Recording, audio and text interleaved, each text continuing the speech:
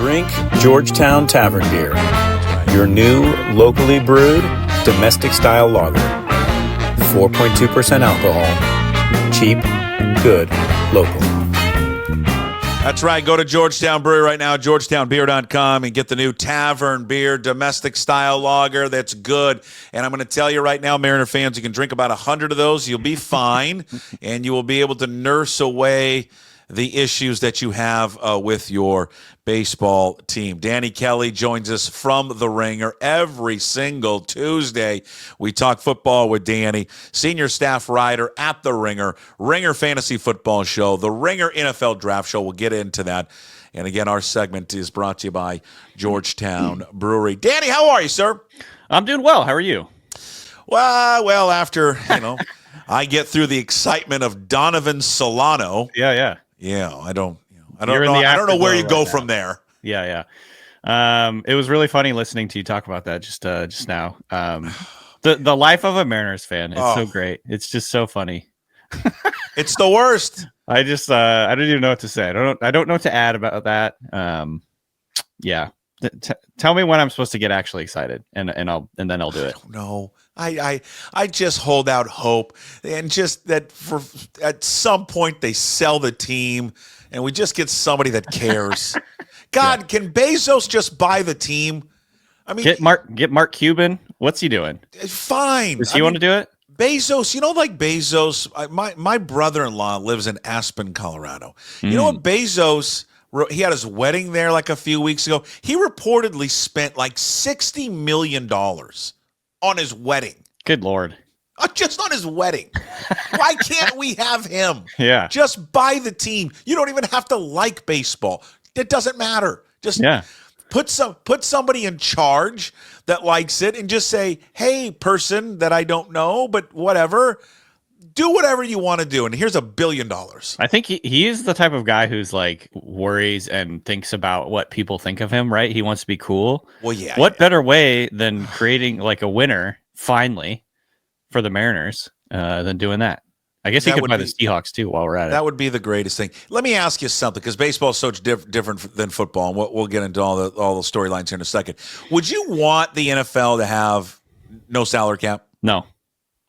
I actually think you like the parity. Maybe this is not a hot take, but like the reason the NFL is so good is like almost exclusively because of the salary cap. There's also many other things that are great, but manufactured parity in the league, everything the league does. I mean, I don't know the inner mechanisms of baseball really.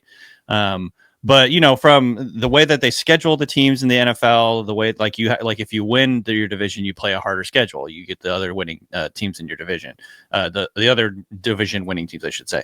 The draft is constructed to create parity, and John Schneider said this a long time ago, and it really stuck with me. It's like the league is designed to push you to 8-8.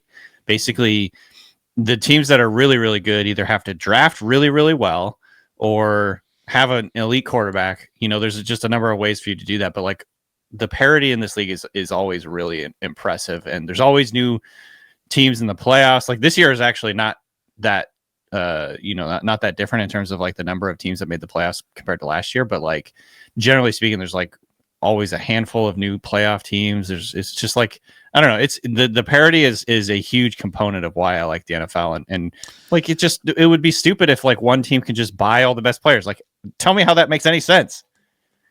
Well, if I would say this, they're still owned by the trust, right? Paul Allen was still alive with his money. I'd say yes, please. I'd just like to buy everybody. Sure. It'd be great. I think right. I do wonder if the league could do, I don't know what they would do. There used to be this thing, and I'm probably going to butcher this, in the NBA called the bird rights. You got to negotiate a different deal for guys that you drafted. And I wonder if they ever get to a point, maybe not so much with guys that you drafted, but with the quarterback position. Quarterbacks are just, they eat up too much money of the cap. It's like separate from the cap almost. Yeah, I just wonder if that maybe would be a good thing for the league. Just so you can pay the quarterback whatever you want, and it only counts like, it's like the coach. You don't have a salary cap on your coach. Yeah, why on the quarterback?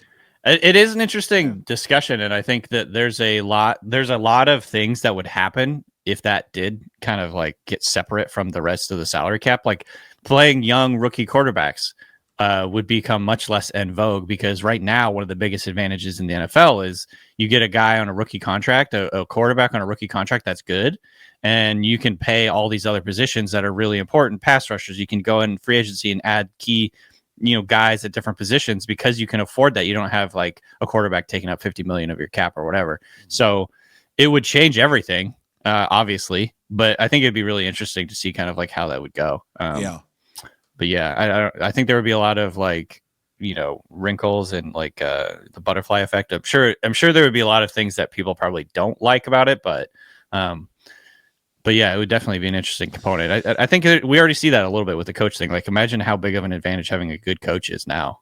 Sure. Because you don't have to worry about how much he's going for the salary cap. Right. Yeah, it's like McVay.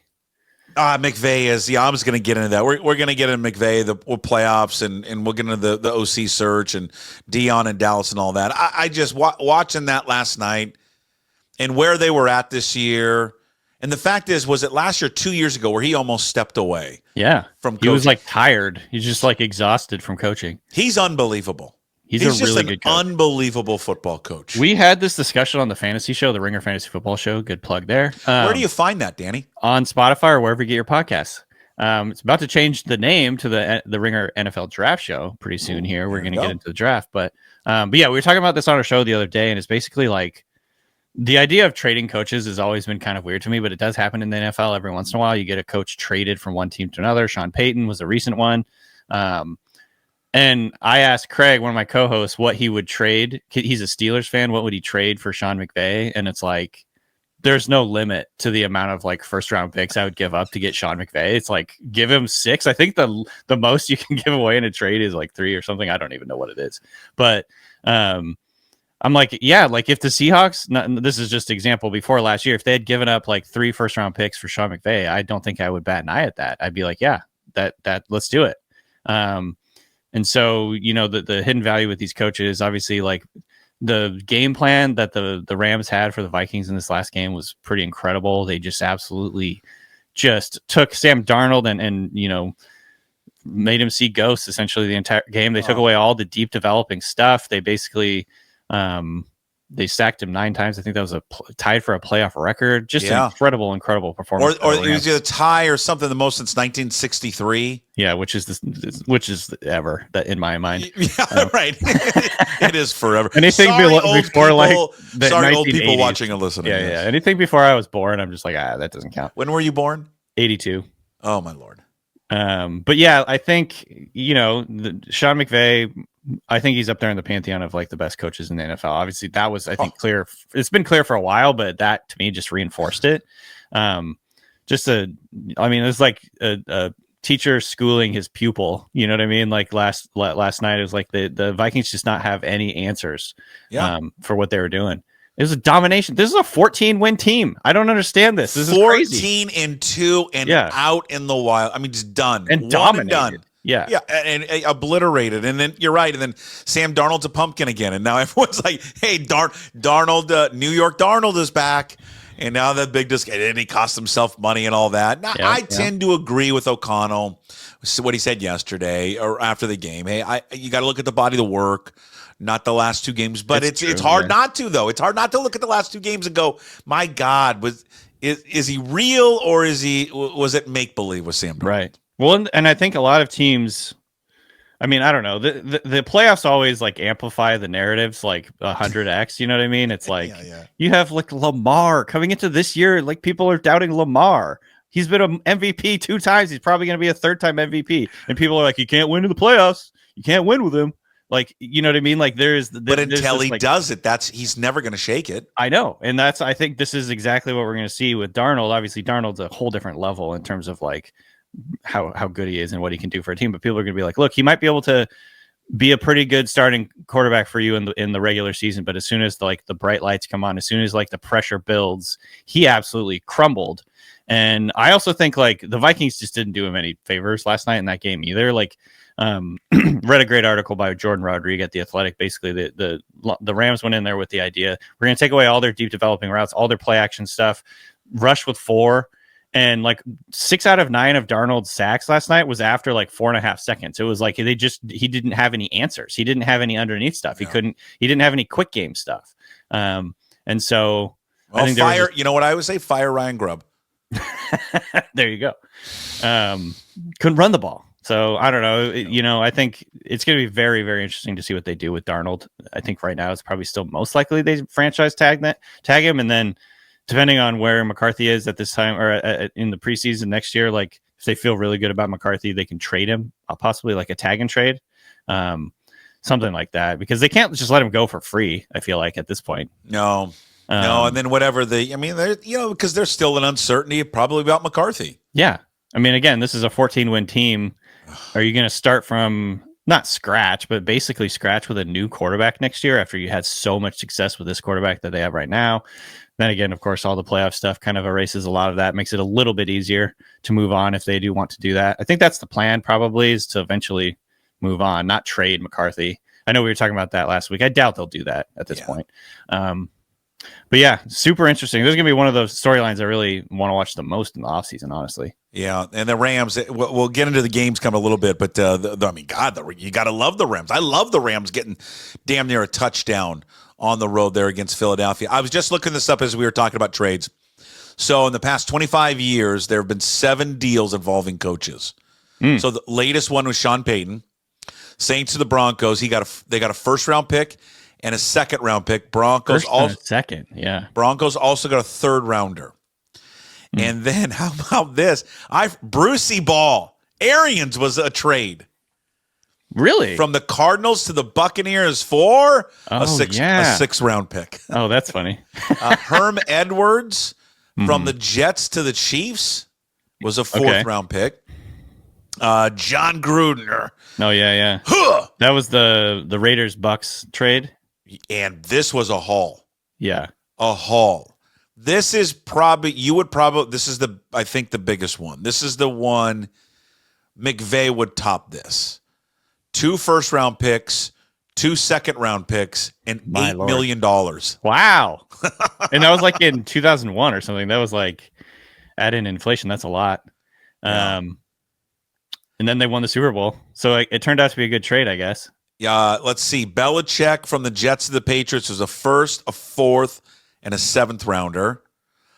There's almost always a first-rounder involved. A lot of first-rounders. And I didn't know that. I don't remember this, but Holmgren was a trade. Was he? From the Packers. Green Bay? Yeah, from the Packers, a 2nd-round pick. Well, I don't remember that at all. That's interesting. No, I don't. Yeah. I don't recall that at all. That was a trade.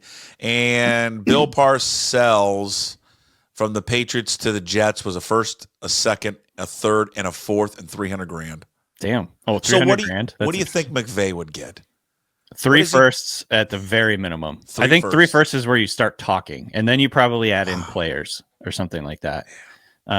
It would be absolutely massive. I mean, just think about like the advantage that he brings. Of course, I think you have to give Snead some credit here too, because he's done an incredible job with that roster, like rebuilding on the fly, using basically 2nd, 3rd, 4th, 5th-round picks.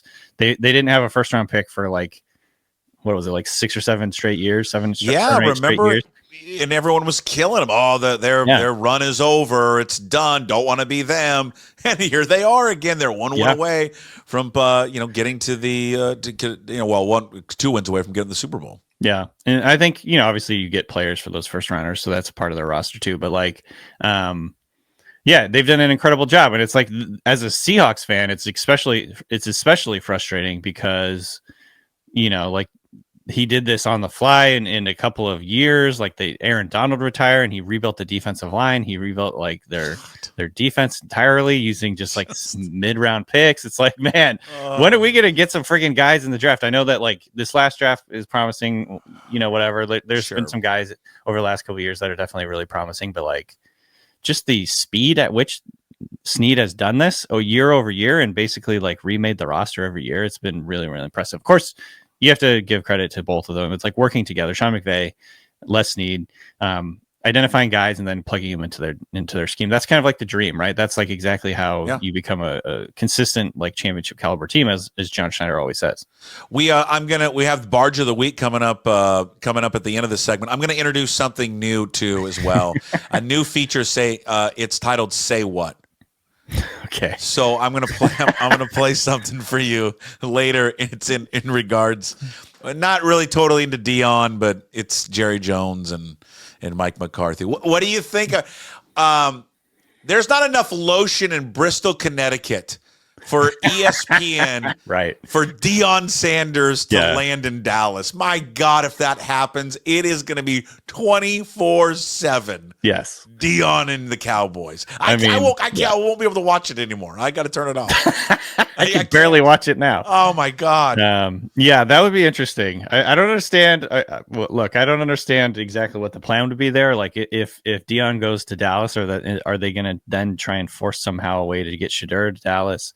It always felt like Deion and Shedeur sort of like a package deal, and which is why it makes more sense to me that he would go to somewhere like Las Vegas. And he said it last week when he did that interview with, I think it was Barstool. Mm-hmm. Oh, did he say that it was a package deal essentially? He said the only way that I would really entertain an NFL job is if I could coach my sons. Yeah. Which I find the irony in this is because he just did his first like team meeting with his new team. Well, with Colorado, new players and getting ready for spring ball. And he said, I saw it from like the Buffalo's Twitter account. Yeah. Where he said, I'm really looking forward to this year because this is the first year that I don't get to coach my sons. So I'm not a coach and a dad. I'm just a coach, and that's refreshing. Right. Sure. But then he goes on, he's like, well, the only way I would ever go to the NFL is if I can coach my sons. Because Dallas is down. They're like, 12, 13? Something like that? Yeah, something like that. Let me pull it up. But yeah, they're not like they don't seem to be in range to get Shedeur, and also Dak just has this massive contract. Right. Dallas is 12th. I mean, I guess it's not like that far down the list that it's like impossible, but I think he's doing it. I think that whole Dallas thing, maybe he does want to coach there. I don't know. I mean, it would fit him, big personalities and all that. But I wonder if it's like to put more pressure on the Raiders, right? He said that he likes the Raiders, but then I think there was a story that came out, well, the Raiders really aren't that interested in him. Who knows? I mean, yeah. It's it's gonna be a circus, whatever. I also just thought it would be kind of weird to have Sanders go to the Cowboys. Just because the coach typically in Dallas is such like a figurehead type of person, it's like he's not really in charge. Jerry's in charge. Jerry's family's in charge, and you're just kind of there to steward the ship or whatever. You know what I mean? Like you're not actually making decisions. And so, is that what Deion wants? I feel like that's the opposite of kind of what he's looking for. But maybe he just wants to go back to his old. Maybe team. He thinks he can be the one that can knock on the door. Yeah. And say, hey, landman actor. Maybe he can like actually exert some influence over Jerry Jones because of his like fame and the best thing that Jerry Jones could do, if I mean, it would just pick up the phone to Belichick and be like, "What do you want to do? You want to come back?" Yeah. Because we'll just, I don't know what we'll do in the meantime. Why don't you shadow coach the team? We'll do back channels for the draft, and then June 2nd hits, and you can come be the coach. So they would have to buy him out from North Carolina, right? Not if it's $1 million though. That's right. First of all, before it's $10 million, I think. So he can easily afford $10 million buyout, Jones. But after June 1st, it's that was the weird little wrinkle that we saw with the contract, right? Yeah. He's just people like, noticed I'm that right away. Holding out like the option of coming back to the NFL if the right situation kind of comes along. Well, what about a trade? Do you think because there's been talk of trades in the NFL with two guys in particular. Mike Tomlin's name has been thrown out there. Potentially, maybe Pittsburgh would move on and trade him. Yeah. Even Kevin O'Connell with the Vikings. That's been a talk out there. Well, yeah, that's been a talk like there's going to be teams calling the Vikings. I can't see the Vikings trading him in any circumstance. Yeah, why? God, you just went 14-2. And I think people will be like, hey, what can we give you? And then the Vikings would be like, how about 7 first-round picks? What about Pete? Come on, Pete and Dallas. Hey, Jerry, woo, Jerry, I got some great ideas, Jerry, tell me, come on. I think no. We're gonna win every day, win forever, Jerry. Come on. My impression is based on reading Pete's book, Win Forever. Yes. He probably would avoid going to a place like that where you have the coach and the GM, the owner and the GM sort of like in cahoots working potentially against you. He would probably want to be like in charge of everything like he was in Seattle. And I think he like attributes a lot of the reasons he failed in New England and New York to just not really seeing eye to eye with the ownership or the GM at the time. And basically just, that was like a huge reason that it didn't work out. So I doubt it. I don't know if I asked your opinion on this. What do you think of Pete coming back? Do you think the Bears should hire him? In a heartbeat. I am rooting for it so hard. I want to see him too. It's like I don't know what it is. It's just it's like your dad coming back or something. I don't know. Yeah. I really want to see him in the league. I think he'd be really good for Caleb Williams and the Bears in general. I think I really hope they hire him. I don't know. Like they've interviewed about like 30 guys now. So I don't know. Everybody. And they do the whole NIL thing where they put up the picture, interview finished. With that being said, we're not hiring anyone yet. So I don't know. I think either Carroll will end up back in Las Vegas where they don't have a GM right now. And he could hire the GM, or Chicago, I guess maybe it goes against what I just said, where he's like going to be working for Ryan Poles, but maybe there's a situation where he has like final say over the roster or something like that he can finagle from them. Because I don't think, Poles, I think sort of survived, but isn't necessarily like super secure there. And so, it'll be interesting to see what happens, but I could see him in either Las Vegas. I know they interviewed him in Las Vegas. God, it'd be ironic if Tom Brady hired Pete Carroll, huh? Yeah, well, kind of weird. I think Pete. I wouldn't be. Would you be shocked if Tom Brady just elevates himself to be the GM and run everything? No, but then okay, are we finally drawing the line that he has to step out of the announcement? Well, I think at that point, I don't think he can call games anymore. And I'll be honest with you, I don't want to watch him anymore because the plastic surgery, he's drooping on one side. I don't want to see it anymore. Okay. I'm tired of it. That was a bad job. Whoever did that surgery on him, bad job. Hey, so speaking of Dallas, real quick, here's a new segment I want to start. I don't know how regular this is going to be. Say what? Say what? Say what? Okay. So this is what it's going to be. This is what coaches, players would actually say if they were given a truth serum, okay? This is Jerry Jones talking about why he fired Mike McCarthy. Hopefully you haven't seen this yet. Fired Mike McCarthy because he looks like a fucking pork chop. And I hate that big-ass play call sheet he holds during games. We all know it's a Perkins menu. I'm not even sure we need a coach. Hell, maybe we already have a coach in mind. Maybe he's sitting right in front of you, half drunk on Johnny Walker Blue with only an Egg McMuffin in his belly and a pocket full of Dinger pills. Maybe he's 82 fucking years old and needs his ass wiped from time to time, depending on how much Salisbury steak he's ate. Look, I'm going to do things my way, and my way is fucking terrible. But if you don't like it, then tough titty said the kitty, but the milk kept coming. Listen, I'm never going to die, motherfuckers.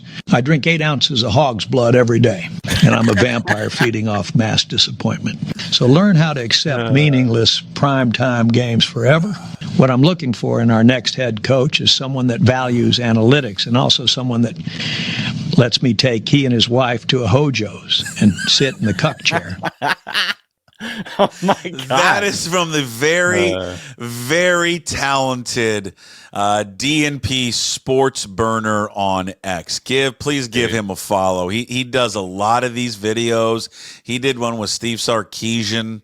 People fall for these too, which is a lot of people fall for him. But this guy is funny as hell. Again, DNP Sports Burner on X. I can't get enough of these, and that one is the best one that he has done. Drink hog's blood. I drink 8 ounces of hog's blood every day. I'm a vampire feeding on. It's not a play. It's not a play sheet. It's a Perkins menu. Oh God. Okay, for those who are watching and listening, that is fake. Mm-hmm. It's fake. AI is good for something. AI is good. That is fake. That is not the real Jerry Jones. All right, let's. God, I've watched it so many times. I just freaking pee myself. I like how he like taps the guy next to him.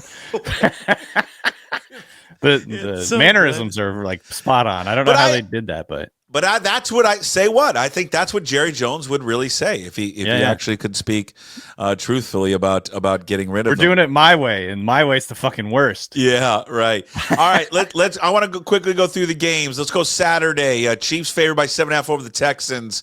What do you think in that game? I mean, just Chiefs going to roll. The Texans have a shot at all. Yeah, I picked the Chargers strongly last week, and the Texans let me down. Solid. So I'm not going to necessarily, write the Texans off quite yet, but I do think the Chiefs, being at home, their defense is really good. Their offense is really coming together. The receiving core is much better. I'm going to go with the Chiefs in that one. Yeah. But I do think the Texans will make it a game. Like, I was very impressed with their defense in this last game. Sure, they were really good. 4 picks, and Herbert had 2 or 3 in the season. Yeah, he had. I think he had 3 all season, and then 4 picks in this game. And then four. He had like one of the lowest interception rates of any quarterback in NFL history. Based on, I looked it up. It was like since like 2000 or something. He's like like second or third lowest, less than 1%. So yeah. Commanders are going to go on the road, take on Detroit. They're the largest underdog of the weekend. Yeah. The Commanders get 9 against Detroit. Should Detroit be worried about Jaden Daniels? Yes.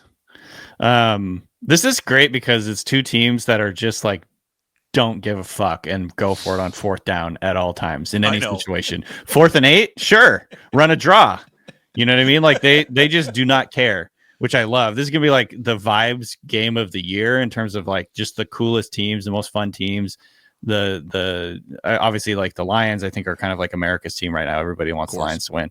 I'll just say Commanders cover in this one. Like I think the Lions are the better team, clearly, but I think with Jane Daniels, like they really do kind of feel like the team of destiny. The way that they've won so many games late this year, I think I saw Jane Daniels has like the most game-winning drives of any rookie quarterback. Yeah, I can't remember what the stat was, but it's like in a really long time. He's just been incredible. So I don't want to count him out, but the Lions are, they're just a buzzsaw. So it's gonna be tough for the Commanders.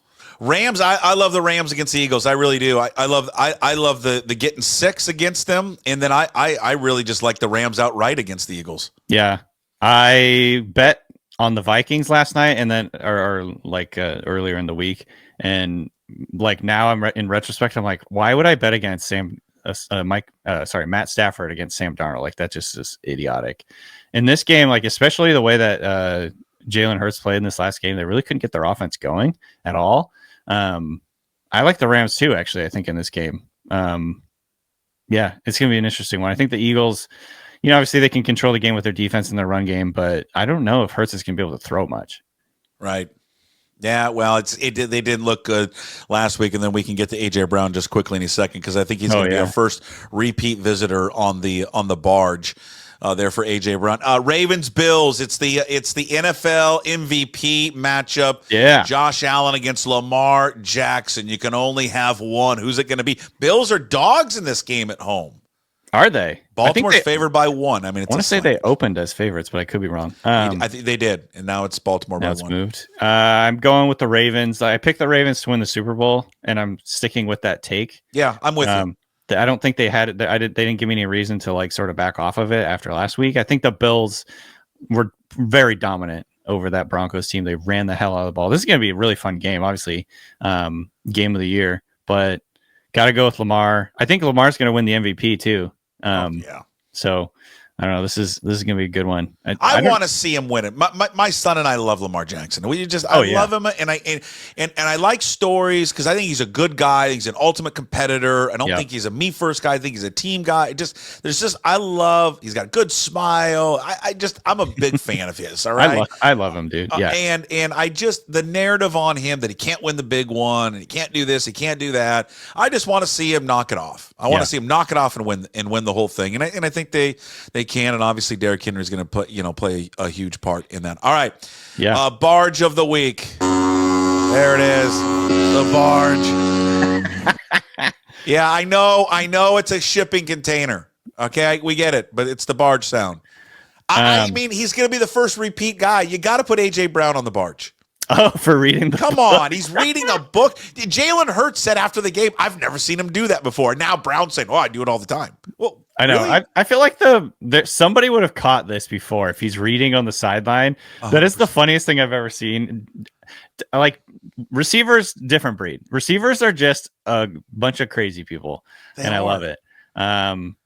It would have been really funny if that had been like Little Women or some like random novel or something. You know what I mean? Like, isn't it number one? Yeah, it went number one overnight. It was like essentially Inner Excellence, I believe the name of the book was. Yeah. It was like a confidence book. It reminded me of how Pete Carroll loves the inner game of tennis. I think it's like the same concepts of like, pushing out the noise, playing in the absence of fear, all that stuff. What do you think, Dan? He makes a ton of money. And again, he's an excellent football player. Almar and St. Brown makes a ton of money as well. We got in this a little bit yesterday. I'm just curious on your thoughts. DK Metcalf's in line to get paid a lot of money. Is it wise to pay a wide receiver a ton of money? Because the correlation to winning the Super Bowl and paying a wide receiver a ton of money, it's not there. Like, we went back and looked like the last 8 years, and just you can't find one. That's a tough question. I would have to think about that a lot. I think I personally think it. So like, look, it's if you look at the Super Bowl winners over the last like 10 or 15, 20 years, it's like Peyton Manning, Tom Brady, Patrick Mahomes, a lot of good quarterbacks, right? The great quarterbacks, and then throw in a handful of other guys. So my opinion on it is a little nuanced, I guess. But if you don't have a great quarterback, yes, you should pay receivers because they elevate your quarterback. And obviously if you have an elite quarterback, a guy like Patrick Mahomes, a guy like Tom Brady, Roethlisberger, whoever it might be, the guys that have won multiple Super Bowls in the last, in this century, you can get away with not having elite receivers because those guys are so much better and they elevate everyone around them. If you do not have that guy, then you need players to elevate them. And if you look at some of the best offenses in the NFL this year, and in recent years, its teams have two really good receivers. It's the Eagles with AJ Brown and Devontae Smith. But it's weird though. But what's the strength of their team?